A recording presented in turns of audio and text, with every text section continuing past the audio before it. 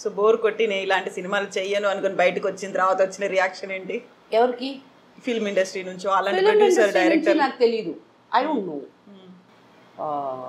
But ఇంట్లో మాత్రం feel అయ్యారు, అయ్యో అయ్యో ఎందుకు వదులుకున్నావు ఏంటిది అని. మా ఎన్ని రోజులు ఈ గ్లామర్ వేషాలు వద్దు మమ్మీ, నాకు వద్దు అని ఐ థాట్. అప్పుడు మనం ఎంతో సంపాదించుంటాం కదా, అవన్నీ ఉంటాయి, అది పెట్టుకొని ఇంకా లైఫ్లో పెళ్ళిళ్ళు అన్నాను, పెళ్ళి చేసుకొని సెటిల్ అయిపోయి ఏదో చేసుకుంటాం అనుకుంటే తీరా అమ్మ వచ్చి నాకాడ ఏమీ లేవు అని. Okay fine. అండ్ దాని తర్వాత again I restarted from zero. అయితే ఒక orthodox family. Who said orthodox? కదా, నో. మా చిచ్చా, మా పెద్ద నాయన వాళ్ళందరూ ఆర్థోడాక్స్. మా డాడీ మమ్మల్ని చదవాలా, మంచి వర్క్కి వెళ్ళాలా అలా పెంపటం వల్ల స్టడీస్కి ఇంపార్టెంట్ ఇచ్చారు. సో ఆర్థోడాక్స్ అనేది పర్టికులర్లీ నా ఫ్యామిలీలో లేదు. బట్ యూ బిలీవ్ కర్మ సిద్ధాంతం, దేవుడు ఉన్నాడు, ఇవన్నీ నమ్ముతారు? Very much. Every single moment. ఇప్పుడు ఇది జరుగుతుంది, ఇది చూసిన తర్వాత పీపుల్ ఎలా నన్ను చూస్తారు, ఎవ్రీథింగ్ నాకు ముందే తెలిసిపోతుంది. That's because I believe in God so much. నా ప్రేయర్స్ అలా వింటున్నాడు, నా ప్రేయర్స్ ఇమ్మీడియట్గా ఆన్సర్ చేస్తున్నాడు.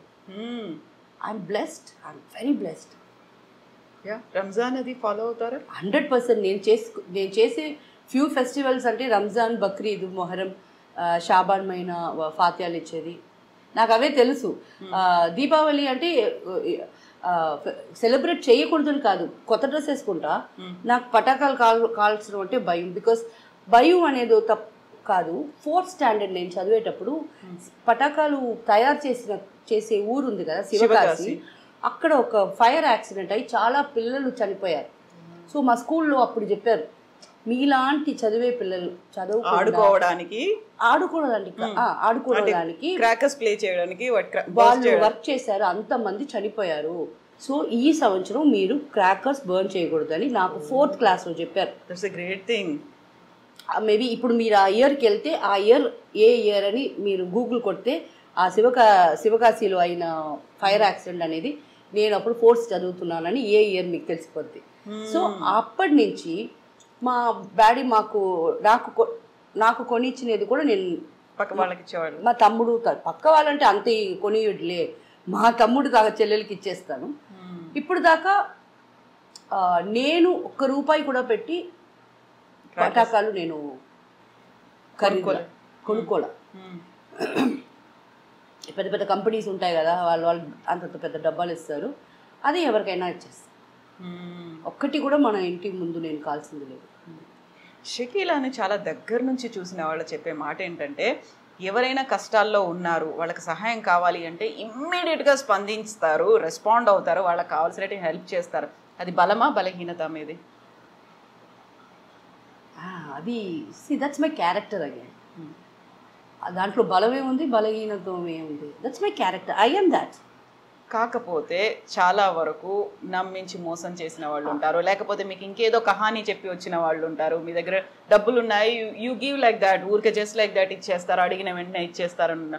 అలా మోసపోయాను, వీళ్ళు చెప్పిన కహానీ ఒక ఫేక్ స్టోరీ అనేది ఎప్పుడన్నా అనిపించిందా? లేదు లేదు. నేను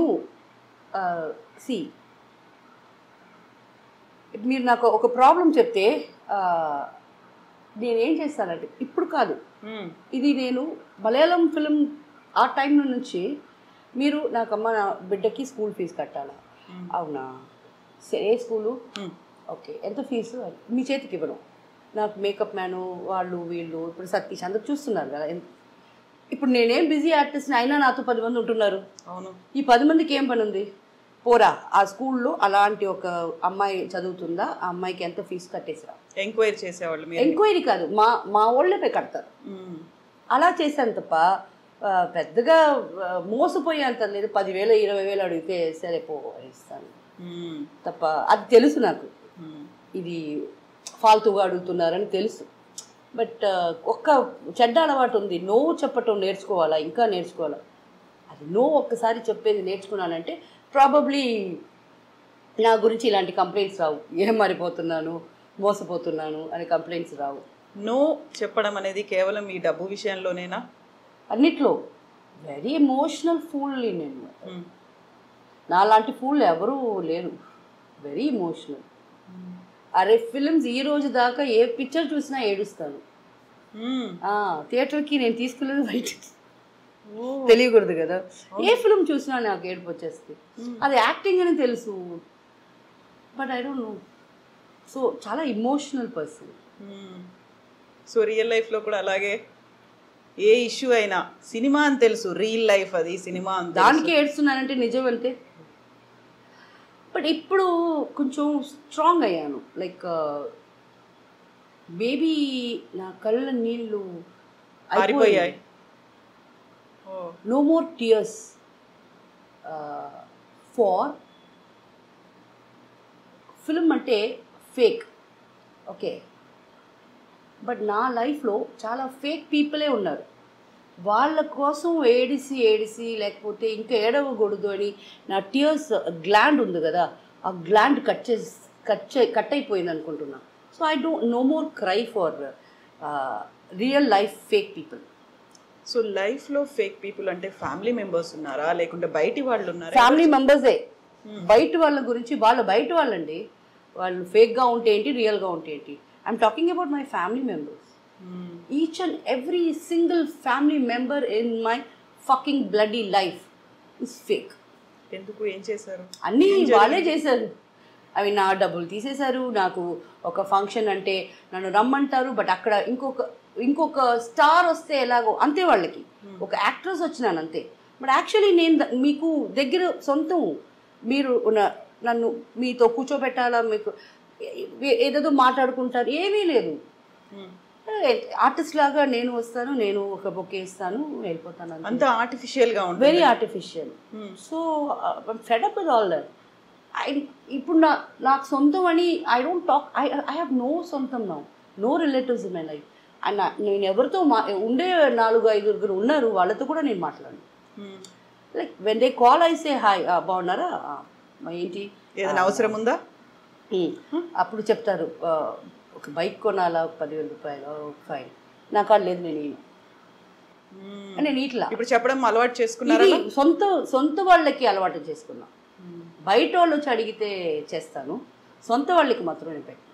వాళ్ళకు తెలుసు కదా మీరే ఫ్యామిలీ కోసం కష్టపడ్డారు, మీ దగ్గర ఏ డబ్బు ఉంచుకోకుండా మొత్తం వాళ్ళకే ఇచ్చారు, అదన్నీ తెలుసు, మర్చిపోయారా వాళ్ళు? అది వాళ్ళని అడగాల. How would I know? అయితే మీకు ఆ టైంలో అంత డిమాండ్ ఉన్నటువంటి స్టార్ మీరు, లక్షలు వస్తున్నాయి, ఇన్వెస్ట్మెంట్స్కి పెట్టుకుందాము, ఒక ఇల్లు కొనుక్కుందాము, లేదు ఎక్కడైనా ఒక ప్లేస్ కొనుక్కుందాము, ఎక్కడైనా వెంచర్ చేద్దాము అనిపించలేదా? I was very busy. దీనికి ఆలోచనలే రాలేదు ఇంకా నాకు రాలా. అండ్ ఐ థాట్ నా తమ్ముడు ఉన్నాడు, మా అక్క, I trusted the most in my life. తను ఏదన్నా చేస్తుంది, బికాస్ వాళ్ళ పిల్లలు చదువుకున్నారు, అక్క హస్బెండ్ డాక్టరు, సో అక్క వెరీ బ్రిలియంట్ పర్సన్, సో నా కోసం ఏదైనా చేస్తారు, అలాగా నమ్మేశాను నేను. బట్ దెన్ ఆఖరికి ఏది చేయలే. అది కూడా రాసుంది. ఎస్, సి నేను నిజంగా చెప్తున్నాను ఆడియన్స్, మీ అందరికీ, అందరూ ఇల్లులు కొనాలా, అందరూ కార్లు తిరగాల, మనం ఆశ పెట్టుకోవాలా తప్ప అది జరిగేది జరగకుండా ఉండేది మన చేతిలో లేదు. సి నేను ఫస్ట్ ఫిలిం ప్లే గర్ల్స్ అప్పుడే కారు కొన్నా. ఇప్పటిదాకా నేను ఒక 20 కార్లు కొని ఉంటా. ఇప్పుడు ఒక ఇల్లు, ఒక్క 650 స్క్వేర్ ఫీట్లో ఇల్లు కొనలే. ఇక్కడ రాసి ఉండాలి, ఒక 4 కార్ డబ్బా ఒక ఇల్లు వచ్చేస్తుందా? నేను చేయలేదే. So that's all return. ఎందుకలా ఇంట్రెస్ట్ చూపించలేదు? ఏమో కార్లో ఉండే ఇంట్రెస్ట్ నాకు ఇంట్లో. See I tell you basically, నిజం చెప్పనా, ఈ ఇల్లు కొనేసి దానికి వాటర్ ట్యాక్స్లు, దానికి ట్యాక్స్లు, ఈ కర్మ అంతా నేనే కట్టాలా. నేను చచ్చిపోయిన తర్వాత ఈ ఇల్లు ఎవరు తీసుకుంటారో ఒక గొడవ వస్తుంది. ఈ గొడవలో ఎవరో ఒకరు పీక్కపోతారు. వాళ్ళకి కూడా జనాలు శాపం ఇస్తూనే ఉంటారు, అది చచ్చిపోయిన పాపం. అది వర్క్ చేసి చచ్చిపోయింది, ఇల్లు కొనింది, ఈ నా కొడుకు అనుభవిస్తున్నారు అంటారు. ఎందుకు నా వల్ల ఒక ఇల్లు కొనిన తర్వాత అది నా తమ్ముడికో మా అన్నకో పోయిన తర్వాత వాళ్ళు కూడా తిట్లు తినాలా? ఏం వల్ల ఐఎమ్ హ్యాపీ లైక్ దిస్. నా వల్ల నా ఇల్లు రెంట్ కట్టుకుంటాను, హ్యాపీగా నా వల్ల అవుద్ది. అది ఎవరికి ఏ కష్టం లేకుండా కష్టం లేకుండా మంచిది చేస్తున్నాను.